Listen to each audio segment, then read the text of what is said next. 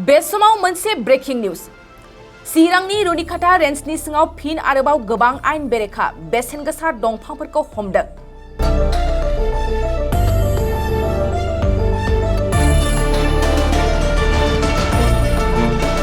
आयेन बेरेखायै दंफां दाननाय आरो फोजोबस्रांनायखौ होबथानो गोख्रों राहा लाबाय थानाय समावनो चिरां जिल्लानि सिङाव थानाय रुनिकाटा रेन्जनि आवथायाव सुरांफोरनि गोबां दंफांफोरखौ जब्द खालामदों। दिनै मोनसे समाव चिरांनि हाग्रा बिफाननि मावथिफोरा गोख्रों नोजोर लाखिनायाव गोबां बिबांनि दंफांजों लोगोसे गारिखौबो जब्द खालामदों।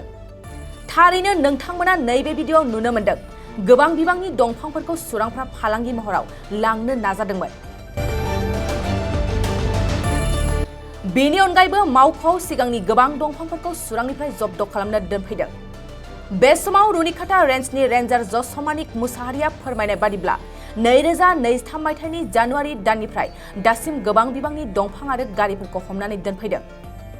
बबेखानि सरकारनि नेम बायदियैनो 2 कोटी रांनिबो बांसिन बेसेननि अक्सनाव दंफां आरो गारिखौबो फाननानै सरकारनो गथायबाय होनना बिथाङा फोरमायबावदों। सरकारनि नेम बायदियै जेरैबायदि जोङो फरेस्ट प्रटेक्शननि सायाव नोजोर बोनानै जेरैबायदि डिउटि होनांगौ बेबायदि डिउटिखौ जोङो होबोगासिनो दङ आरो बे होबोनायनि बेलायाव दिनैहाय जोंनि आखायाव थांनाय जानुवारि मासनिफ्राय दाननिफ्राय दिनैसिम बे 5 दाननि गेजेराव जोङो गासै 100 खानसो गारि हमबाय आरो 2019, 2020, 21, 22, 23सिम जेनाखि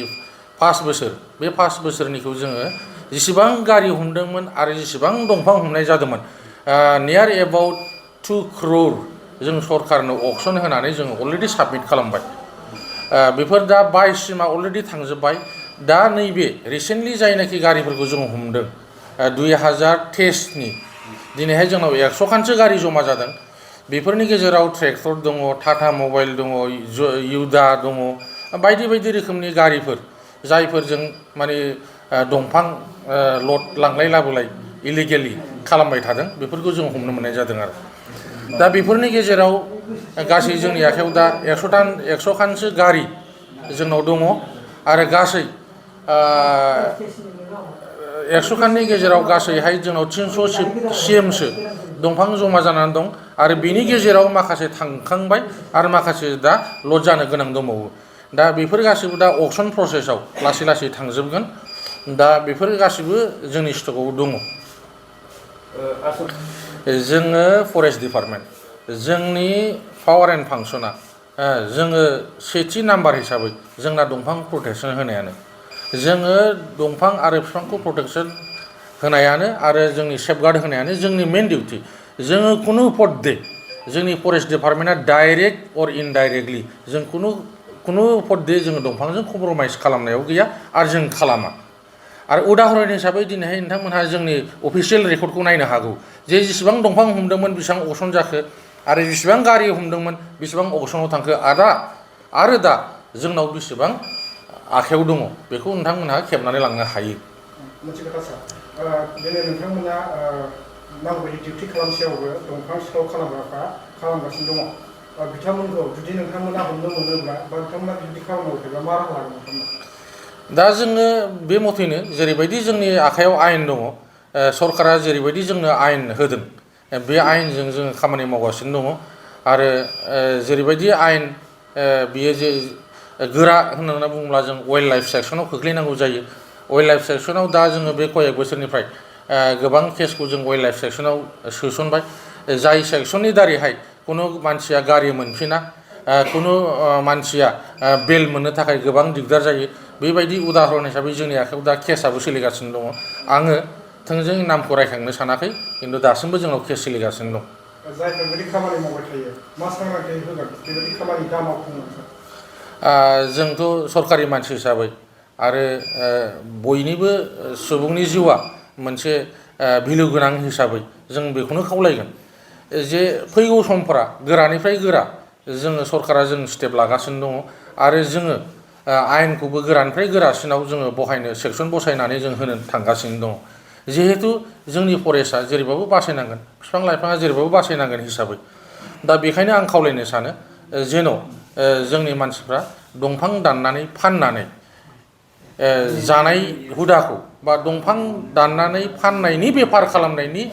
जेनाखि हुदा बेखौ गारनानै गुबुन मोनसे सिन्था धारना खालामनाया मोजांसै होननानै आं सानो नङाबा बे दंफां दाननानै फैसा आरजिनानै जे संसार जागोन बा माबा मोनसे मोजां गावनि जिबननि थाखाय खालामनानै लानो हागोन बियो गासिबो फैमाल जागोन बेखायनो आङो खावलायनो सानखायो गिबियावनो जेन बेफोर हुदाखौ दा जोङो गारनाया बे सम सफैबाय जिब जुनारखौबो गावथारनाय नुनो मोनो जिब जुनारफोरखौ गावथारो दा बेबायदि जिब जुनारनि गावथारनायनि दायाव हमजानाय जोंनि आखायाव जों गोबां मानसि जोङो जेलावबो हरबाय जायफ्रा गरिब मानसिमोन जों दुखुबो मोनो गोसोआव उफाय गैया फारसेथिंजाय जोङो जेलाव हरनांगौ जायो दा बिथांमोननि केसाबो सोलिगासिनो दङ दा बिथांमोननि केसा मा जागोन मा जाया बेखौ कर्टआ जाजमेन्ट होगोन उनावहाय जुदि बेबायदि खामानि मावनो सोरबाफोर गोसो जायोबा बिथांमोन मा सामलायगोन दा बिदि सोरबाया जुदि गोसो जादोंब्ला दा जों माने हाग्रायाव सिखार खालामनानै बेदर माने गावथारनानै फाननानै गरसे थाखा आरजिनायनि सिमां नुदोंब्ला बेयो फैमाल सिमां होननानै जों सानो बियो मोगथाङाव मालाबाबो जाफुङा गावनि जिबनखौ खैफोदावसो खोख्लैनाय जागोन बेबायदि खामानिनिफ्राय गोजानाव थानायानो मोजां थाखो 8, 9 आरो 10 नि फरायसाफोरनि थाखाय मोनसे गोनां फोसावथाय इम्पल्स आसामआ नोंथांनि थाखाय होदों अनलाइन टिउसन एप्सनि सुबिदा